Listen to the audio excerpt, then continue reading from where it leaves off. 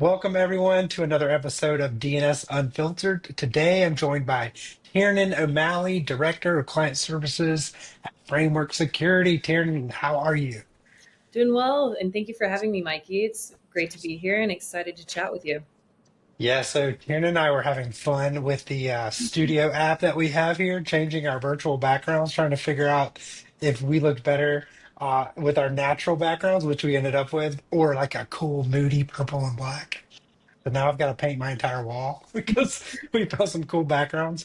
But anyway, Kieran, thanks for coming to hang out with me and chat a little bit. I really had just had some questions about you and framework security, and I know you talk a lot about zero trust, so I wanted to get into that as well. But first, let's start with just a little bit about your background. So you run client services at Framework. How did that career kind of get started? Yeah. After college, I went into sales because I graduated with a business degree and ended up with not really any hard skills.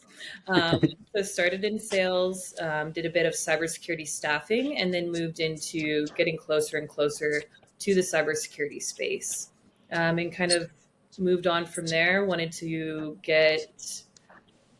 move into a role that was closer to the business side of things, but cybersecurity is such a vast and interesting area to be in, and so I don't plan on leaving anytime soon. Yes, I think sales is like the ultimate soft skills tester.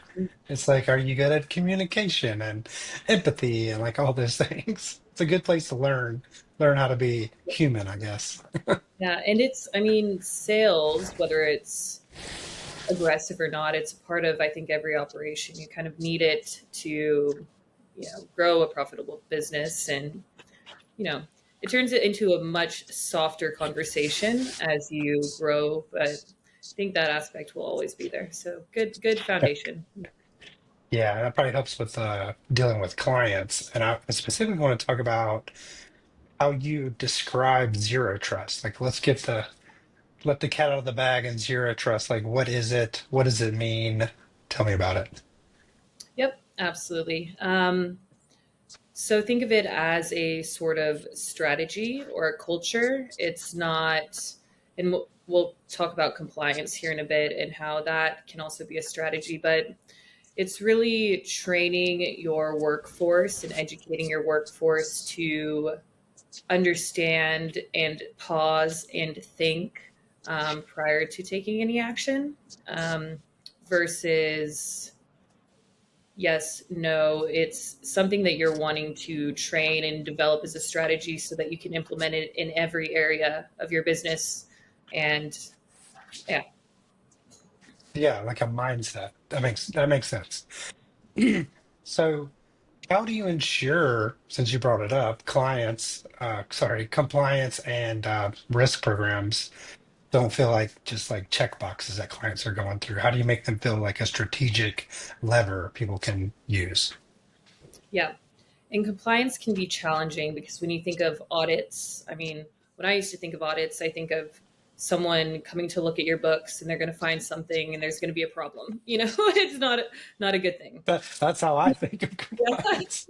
So now it's more so when you're going through these controls and going through a framework, it really gives you insight to kind of what is going on within your business. So I think it is something that can truly excel and bolster your operations, how your processes, everything, versus going through and checking the box and getting it done with. It's something that allows you to have visibility. And then as you're implementing these controls, you want them to be continuous, you want them to be monitored.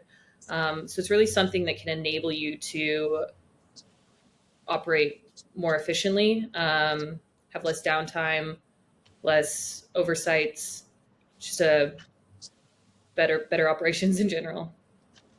It seems like when you go down this path of like compliance and risk, like assessment audit, the word that you use, it is kind of a scary word. It makes me think of taxes. So when you're going down this road, it kind of almost forces you into this zero trust mindset that you were talking about a minute ago, like because you're going to have to kind of record what you're doing, see who has access where, and what systems are connected. So it seems like a good way to force yourself into a zero trust culture. Yeah. And I mean, it can be nerve wracking going into an engagement where you know someone is going to kind of rip your system apart and show you all the places. If you think it's operating fine, most people do. There's always something going on that you don't know about. Um, so it really pulls away, allows you to have that visibility, and then once you're going through these controls, it's kind of tightening all of those gaps, and then from there, yeah, a strategy moving forward. I mean, with the way you're implementing kind of any methodology within your system or your workforce. Well, let's talk about some of those controls and like methodologies, specifically where they come from. So I know you deal with a lot of security frameworks like SU, NIST, all the other acronyms that I'm sure you know and I don't. How do you kind of balance the depth of those frameworks versus speed and helping clients get that complexity? Yeah. I think there are a few ways that you can help to prioritize these. If a client comes to you and they say, we need XYZ or ABCD, all the acronyms, um, one, that's going to be a huge cost to your organization. So you don't want to throw it all in at once. But really, there are two pieces I think that are most, or the first touch point. One, what is the sense of urgency? Why? Is it because it's an industry standard, or is it because a potential customer is wanting you to hold some kind of certification before they do business with you, which is great for them. um, and secondly, you want to see where the largest areas of risk are within that organization, and start with that framework. And a lot of these frameworks have overlapping controls. So if you do a somewhat phased approach, you can kind of see what you're knocking out, what will be the best strategic next framework to go to, and what's the most important, what are the priorities of the customer, and so on. So when I was doing a little research on Tiernan and framework security, I came across Minerva Insights, which is like an AI pen testing or reporting, I guess is what it does. Can you tell me a little bit about that and about the use of AI in this whole compliance risk zero trust process? Sorry, Zoom. Yep, absolutely. Minerva, we launched it earlier this year. It was developed internally. It is a pen testing reporting tool, um, which is fantastic. So, the idea of having an automated reporting tool, how much time it can take to create these reports, and then it's just pages and pages and pages. Having a kind of dashboard that you can see all of your reports from years prior. You can analyze. It's huge with analysis. You can analyze and tweak things. um, it's something that will allow you to be more scalable and more organized, and we're consistently talking about visibility monitoring. This is perfect when it comes to pen testing. We offer automated, hybrid, and manual. um, though vulnerability scans and automated pen testing seem to have quite a bit of overlap, I I think manual testing will always be something that is a necessity. You can automate a lot of things around pen testing, and yes, vol scans are great to do consistently. Though that human element, I think, is so crucial. Um, we're seeing these AI threats coming through, so you can't have AI and AI, and combating each other. Well, I mean, it will be like that, but and then on the other hand, we know that people are the largest attack vector and the biggest threat to your confidential information and the biggest problem. Um, so I think showing that, knowing that, in turn, having a manual pen test, having a person physically going in there, that it's just such a necessity because there's a different level of intuition that comes along with it. Yeah, that's actually what I was thinking of as like a follow-up question to that is how do you kind of coach somebody and understand their business to determine whether they need that manual hybrid or kind of fully automated approach? What are some of the signs that one approach is better for that business? Well, I think you couldn't say that you had a true pen test without doing a manual pen test. And if you look at a lot of these frameworks, a like SOC 2, a pen test will be required. You can't do an automated pen test. It won't it won't be as sufficient. So most of the time would generally recommend manual alongside vulnerability scans, and you could do a hybrid, but I think it's just that human pen testing with a security analyst behind, behind the screen.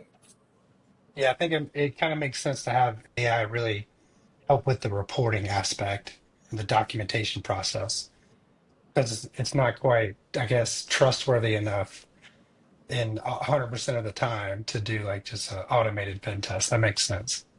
So speaking of AI, so Framework also offers a uh, like a governance framework for AI. So what are the steps an organization can take to start governing AI responsibly? Yep. So, as we've all seen, AI has just massively become immersed into our world lately. Ramped up and is has kind of become a piece of a lot of our day to day, and especially within work our work life. The What I would say, and I think is kind of generally thought of, is the first step is just knowing what tools are being used. Um, so really creating visibility into what's being used, who's using it, and creating a sort of inventory. Um, I spoke to someone recently, and they asked, "Yeah, what do you know if you guys are using AI? Is anyone, in your company using AI? What are they using?" And their response was, "I don't think so." And I just, and Wrong, yeah, wrong. there's no part of me that could believe that's true in any way. So obviously, their first step will be visibility, right? Um, so yeah, so looking into it, creating an inventory, and then I think you don't have to go straight toward putting in hard policies. You can kind of take it gradually, but having some sort of expectation on the way it is used and making sure that is known within your organization. Um, and that would be the first step. And then, obviously, I would, whenever you're ready, which I would say sooner than later, I would say go ahead and find an AI risk assessment. You can come to Framework Security if you like, but um, I think that it's based on ISO 42001, so it's a highly regarded framework, and I think it's so important because as AI threats increase, and it's really understanding, like with this zero trust, this perfect example. What are you putting into this LLM? People might think it's kind of this black hole, and everything you're putting in dissipates once it's there, which is it's the complete opposite, right? It's all Black getting reported, it's all getting reused, it's permanent. And so that message really needs to be shared and practiced and implemented within your company. I have a question, basically to get some free advice from you, the expert here.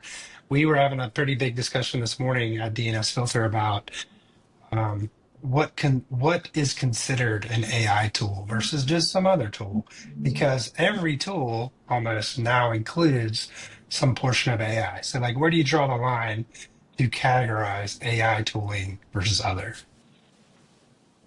When you, excuse me, when you're looking at, you're going through and creating this inventory, you want to look at every tool that has an AI component, which, like you mentioned, is a lot. Our CRM has an AI agent, our sales enablement tool, our, we have Copilot. It's endless, but those all need to be tracked. They're equally relevant. They're equally utilizing your information. Yeah. That's not the answer I was hoping for. More inventory. Yeah. Well, yeah, I mean, you're absolutely right, though. Like, you can't just ignore things because they're not an AI tool, because Mhm. the AI is in there. And you were kind of touching on how the data we put into these systems is then used in some circumstances to be trained, to be used in training data. But there are, mechanisms, and there are companies that will promote that they can not train on your data. In fact, even on like LinkedIn, if you post on LinkedIn by default, there's a setting that says your post can be used to train the content creation AI for LinkedIn. And you can turn that setting off, but it's on by default. But all these other systems, Gemini, ChatGPT, all have like a legal framework around, we will honor your request not to be used. Whether that happens or not, I think is a different story, but there is a legal agreement in there. Sure. Though, and we talk about like vendor risk management. Sure, LinkedIn has that legality set there. Though, if anyone is able to get into their system, they have all your information, they can pull it out. So it's a ripple effect. The supply chain, the how everything is connected. It's if anyone were to get into any of these systems, they can, that data is still there. It's still live. It doesn't go away. It's just, it may not be being used by where you initially put it, but it's, be very wary. Yeah. 100%. So we're all kind of building these, what is colloquially called an AI agent. And there's workflows, there's agents, there's connectors, all sorts of different AI things, but we are all trying to build systems that can communicate with each other and use the strengths of one versus the other and the data in one versus the other. And I'm curious what type of like AI access to internal systems or data is appropriate. I think I think that would also depend on, again, the ripple effect. It would depend on what you're utilizing that tool for and kind of what the policies are around it. If it's something where you're putting in customer information, I think there should be a higher level of discretion there. If it's something where you are using a tool to crunch numbers for you, sure, that's not as proprietary. And then that can come along with creating these policies and beginning with the inventory and figuring out what level of protection you need with each of them. Let's get back to humans for a minute. I, Oh no. yeah, right. Oh, well, humans are messy. Like we think AI is messy. Humans, we're the worst. Hmm. So you're dealing with like C-level clients. How do you kind of translate all this technical stuff, all these risk findings, penetration test reports? How do you translate that into a language that they not really only understand, but kind of start to care about? Yeah. And I think this has always been a challenge. Beginning in sales, selling cybersecurity is like selling insurance, and people, in the past have generally not had the budget. So insurance has been around for a while. Typically, there's a budget allocated. People know they have to do it. But with cybersecurity, it became kind of this: how do I sell that you won't get breached this year, or you will probably, but we will have a higher level of protection for you. And especially with these budgets have been increasing definitely, but back in the day, it really, there was no allocation, and it did seem like, oh, we're not going to put money toward this, and And the same challenge holds today, like currently in my current role, when a client comes to you and says, we're up for renewal, we want to work with you, but we need to bring something to our stakeholders that shows that there is ROI. And again, it's like, how do you quantify, you didn't lose any, you spent some money, but you didn't lose all of your data. Yeah. It's such a challenge. But I think what helps is when you talk about real world kind of ways that it'll affect you. So you could use cases from former clients, or you could kind of paint a story where it's, this is what this is. This is what may happen. This is the likelihood of this happening. This is what you can do to prevent that. This is how much it will cost, and then go from there. So if you're pulling it toward the things that stakeholders typically care about, money, finances, reputation, things like that, you can kind of paint a picture and talk through and work in that way. Yeah, there's like a level of complacency where, the big, like, let's use framework security or DNS filter as an example. Like, our big number for you this quarter is zero, like Yeah, zero data yeah. breaches. And the Did receiving, the it. customer is like, why am I paying you for that? That's crazy. But that is the best case scenario. Like, that's what they don't. That's what you're saying to kind of drill into them. Best case scenario is that zero things happened. Yep. We want And we when want we want no activity. Yeah. yes, exactly. That's the good. They're like, no, seriously, that's the good thing. Mhm. So let's talk about security awareness training, social engineering training, how to spot a phishing email. They're kind of like undervalued.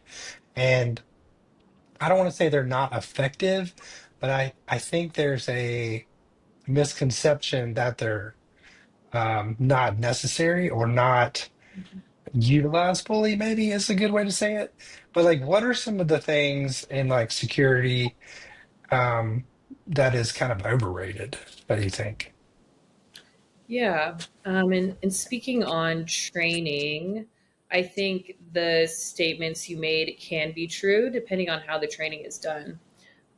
I was recently speaking with a group of my peers, and we were talking about training, and and here my ears are like burning. They were talking about the different types of cybersecurity training that they had in their organizations and how they would click through it, how it's a pain. And one person was saying, yeah, but with mine, you have to watch the full video. They don't allow you to skip it and just do a rapid click through. So you have to watch the full video and then go to the next one. So what they were doing is and you couldn't open a new tab in the same, say, Chrome. You couldn't just open a new Gotta be tab and do it. focused. Yeah, so they had Firefox, Safari, and Chrome all open going through and here I'm like, oh yeah, like this is terrible. Like, um, so like what we do at Framework Security, and what I think it's kind of the best way to do it, is making it very interactive. We will either do it in person or can do it virtually, but there's a person speaking with you and gearing the material toward the organization or towards the role of whatever group you're presenting and working with. Um, and even like sometimes we'll gamify it. So it's very interactive. Another point I think that is so important is not just having it be this kind of one time plop in your lap and then you don't see it again. Um, I think it should be frequent. I think this is something that you can somewhat measure, and so you can see improvements if you're doing training, social engineering, things like that. And there needs to be a level of kind of remediation if people are not responding and the material is not, it's meant to be educational, and this is part of the zero trust thing. It's like enabling your workforce with the information to know what's going on, to think before, doing human behavior, and just really be aware of what the ramifications are if something happens, and having an escalation plan in place. There's I think that's so important because if someone clicks but someone feels too embarrassed to say something, or that's the end of your company. Could be potentially, you know um, so yeah. And another piece of that, I think leadership buy-in is huge. I think people mimic the enthusiasm sometimes, that the enthusiasm that their leadership has. And so if your leadership is saying, "Oh, we have to do this, let's get it done," and maybe saying the same thing about compliance too, "Oh, another audit." But if your leadership is kind of there with you, wanting to help you to be better and to improve and really implement what you're learning into your day-to-day tasks. Yeah, so it sounds like you're really trying to instill the security mindset or culture into people that are taking the training, not just trying to get the checkbox. Very similar to compliance, which is I assume what triggered that in your mind too. So getting people into a place where they care about security and understand the risk. Like I think we all understand the risk, but I don't think we feel it personally. Heard the quote, "The burned hand is the best teacher." I think it comes from the Lord of the Rings, actually. But, until you get some type of breach happen in your life or in your company, you can't really feel it. So Mhm. I guess you have to like make it as real as possible without actually burning someone. Yeah. Well, yeah, I would hope that might go against a few other Yeah, I think that's workplace. an HR policy Yeah. violation. Yeah. Yeah, and that can be a part of it, but that interactive, you can create scenarios and kind of see how it would play out. And yeah, absolutely agree with you. So when you're in so your job is to kind of scale this client services portion of framework security. So how do you make that bigger and better without diluting the quality or the consistency? Yeah, I think I think one having I think bringing on people who want to be there, people who care, that makes a huge difference. I also think being as structured and organized as possible. So, getting your processes in place, making sure people are following them, um, and and then automation can help, but not to replace, to assist. So anything administrative. So say with the Minerva platform, that's fantastic. That will be an enabler for scaling because it is taking care of administrative tasks, and it's also organizing our data so that we can, you want to stay organized. So you're in this director role. What type of practices or habits help you stay effective with everything changing so fast around us? How Yeah. does Tiernan stay up to date and Well, I think you have to constantly be learning. I mean, we wake up every day and something new has happened, and it's a totally different world each day because everything else around us is constantly evolving. So I think learning, I think speaking with other individuals, other people have great innovative ideas.